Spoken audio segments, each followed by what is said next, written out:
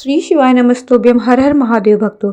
गुरुजी पंडित प्रदीप जी मिश्र द्वारा श्री काशी शिव महापुराण कथा शुरू हो गई है, जो कि 27 जनवरी से 2 फरवरी तक आस्था यूट्यूब के माध्यम से सब देखी जा रही है।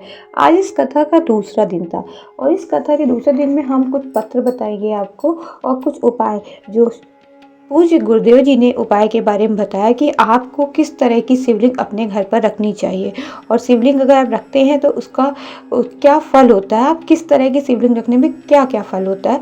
तो आप अंत तक बने रहें और मैं आपको इसके पूरी जानकारी अपने वीडियो के माध्यम से थोड़ी सी, हम आपका ज़्यादा समय नहीं लेके 5-10 मिनट के अंदर आपको सारी जानकारी बताने का पूरा प्रयास करेंगे। तो देर नहीं करते हैं, चलिए बताते हैं। पहला एक पत्र आया था, कविता जायसवाल का था और नागपुर से आई हुई थी। उन्होंने पत्र में ये बताया कि उनका बेटा सीए की पढ़ाई कर रहा था। बस कुछ नंबर की वजह से उसका सीए में सिलेक्शन रुक जाता था। किसी ने उनको ये बताया कि सीहोर वाले महाराज की जो कथा आती है टीवी पर, वो आप सुनिए। तो उनका लड़का कहता है, क्या सही में ऐसा होता है कि सीहोर वाले महाराज की कथा सुनने से, शिव महापुराण की कथा सुनने से सच में ऐसा होता है?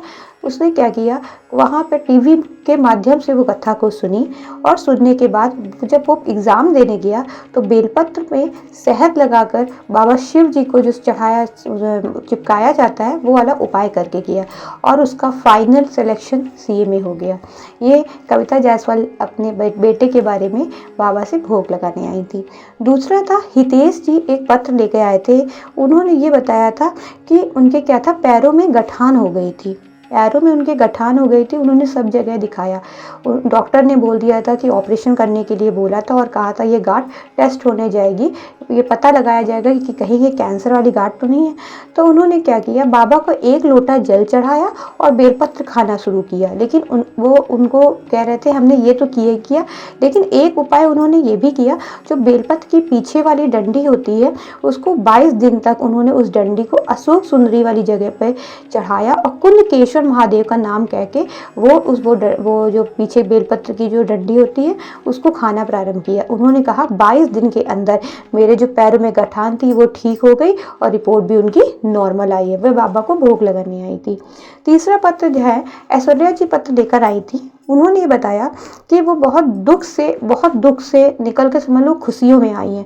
उन्होंने क्या कहा कि वो सिर्फ 1 लोटा जल चढ़ाती थी। उनको क्या प्रॉब्लम थी, उनको मिर्गी की प्रॉब्लम थी। उनको मिर्गी के दौरे आते थे बचपन से। जब वो कह रही थी जब वो 7 साल की थी तब से उनको मिर्गी के दौरे आ रहे थे।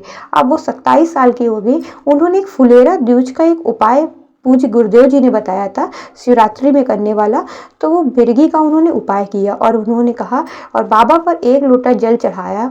उन्होंने कहा कि मेरी मिर्गी जो मुझे दौरे आते थे वो मुझे दौरे आना बंद हो चुके थे। तो यह उपाय पूज्य गुरुदेव जी पंडित प्रदीप जी मिश्रा ने फुलेरा दूज का भी उपाय बताया है। आज की कथा में पूज्य गुरुदेव ने एक छोटा सा उपाय जो बताया, घरों में शिवलिंग जो हम रखते हैं कैसे होते हैं। तो घरों में विशेषता जो शिवलिंग की विशेषता होती है, 2 तरह की शिवलिंग होती है। एक शिवलिंग होती है जो जलाधारी और शिवलिंग जिसमें अटैच होता है, फिट होता है, और एक होती है जलाधारी और शिवलिंग आप ऊपर से रख देते हैं, शिवलिंग को हटा के उसको नहला धो के फिर शिवलिंग में रख देते हैं। एक उस तरह की शिवलिंग होती है, मतलब जलाधारी से शिवलिंग एक अलग होती है और एक जलाधारी में ही अटैच होती है। तो दोनों प्रकार की शिवलिंग जो होता है श्रेष्ठतम दोनों होती है। घर में आप ऐसी शिवलिंग रख सकते हैं। शिवलिंग जो घर में रखे वो अंगूठे के बराबर की शिवलिंग होनी चाहिए। क्या फल प्राप्त होगा, अगर आपकी शिवलिंग है वो जलाधारी से अटैच है, जलाधारी से जुड़ी हुई है, तो इसका आपको क्या फल होगा। अगर आप उसमें 1 बेलपत्र चढ़ाते हैं तो वो 1000 बेलपत्र चढ़ाने का वो फल प्राप्त होता है। अगर आपकी शिवलिंग जलाधारी से अटैच है तो अगर आप 1 बेलपत्र चढ़ाते हैं तो 1000 बेलपत्र चढ़ाने के बराबर आपको फल मिलता है। लेकिन अगर आपके घर में जो शिवलिंग है वो जलाधारी से अटैच नहीं है, उसको शिवलिंग को हटा सकते हैं हम लोग, फिर लगा सकते हैं।